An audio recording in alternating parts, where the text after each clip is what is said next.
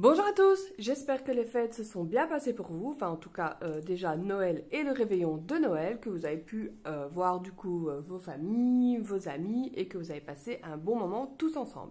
On est donc ici aujourd'hui pour la troisième semaine du coup de décembre, qui a été assez chargée encore une fois en dépenses puisque c'était la semaine juste avant Noël. Voilà, donc en fait j'ai déjà écrit parce que déjà je suis un jour en retard et j'avais besoin de savoir un petit peu pour mes comptes.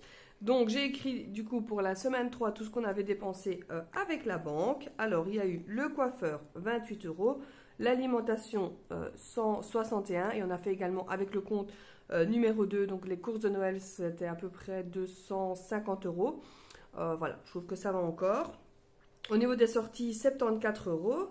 Achat d'hiver 26 euros, donc là ça va, on a été assez raisonnable. Au niveau de la santé, il y a 70 euros, c'est encore un assez gros montant, mais c'est simplement une visite chez l'ostéo.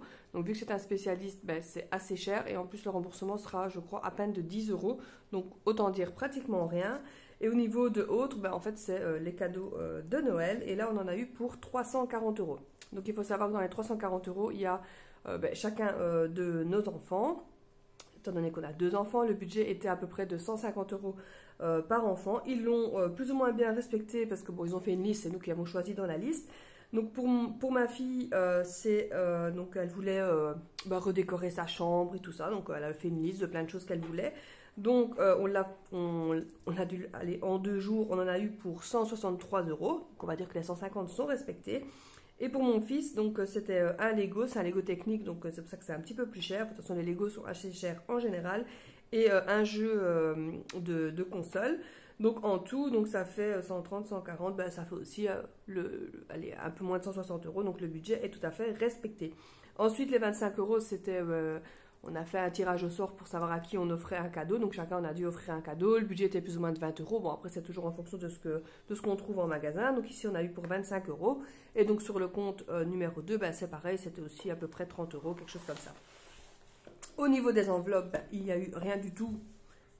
Étant donné que je n'ai pas rempli d'enveloppe ce mois-ci. C'est vraiment...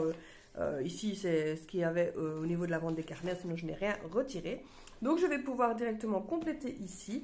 Donc, j'ai quand même déjà noté le montant dépensé du coup au niveau de la banque qui était de 699 euros. Donc, c'est quand même un fameux budget. Alors, ici, au niveau des rentrées, on a eu remboursement au niveau de la mutuelle. Donc,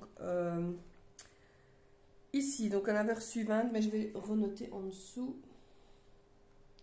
Alors, remboursement mutuel, on a reçu à nouveau 20 et 108, donc ça fait 128 au niveau des rentrées.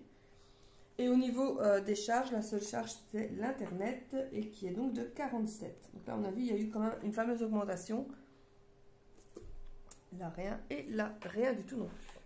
Ce qui fait, donc il nous restait 2140 auquel on ajoute les 128 et auquel on retire la charge de 47 et 699, ce qui fait 1522. Donc resterait en semaine 3 1522 pour la semaine 4 qui sera donc la dernière semaine du mois puisque le mois de décembre est un mois à 4 semaines.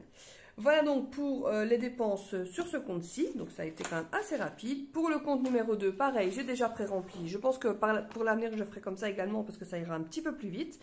Donc la semaine numéro 3, là on a eu 201 euros de dépenses. On a eu pour 33 euros de cadeaux de Noël. Donc ça c'est uniquement la pioche parce que le reste des cadeaux on a fait donc avec le compte numéro 1. Alors j'ai eu le départ d'une collègue, donc 5 euros, que je n'ai d'ailleurs pas écrit sur la bonne ligne, mais c'est pas grave. Au niveau de l'alimentation, donc 107, donc ça c'est ce qui s'ajoute pour les courses de Noël. C'est pour ça qu'on en avait à peu près pour 250 euros. Bon, on était 10 à la maison le jour du coup de Noël. Donc voilà, 107 euros. Mais bon, il reste toujours un petit peu. Donc le lendemain, on a remangé sur ce qui restait. Et voilà, on va dire 250 euros pour le repas de Noël pour 10. Je trouve que c'est quand même assez raisonnable. Ça fait 25 euros par personne. Et alors au niveau de la santé, donc j'ai tout regroupé, mais encore une fois, donc il y a un massage 25 euros. Donc ça je différencierai de l'autre côté. Donc ça fait 47. Donc en tout, on a dépensé 201 euros sur le compte numéro 2. Donc j'ai dit 201, si je ne me trompe pas, je vais vérifier, voilà. 201. Il restait 511.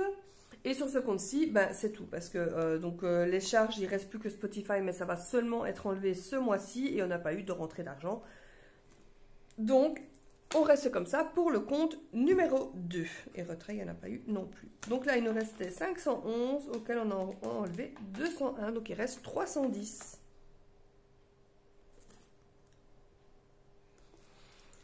Voilà, donc ce qui reste sur les comptes pour finir le mois. Voilà.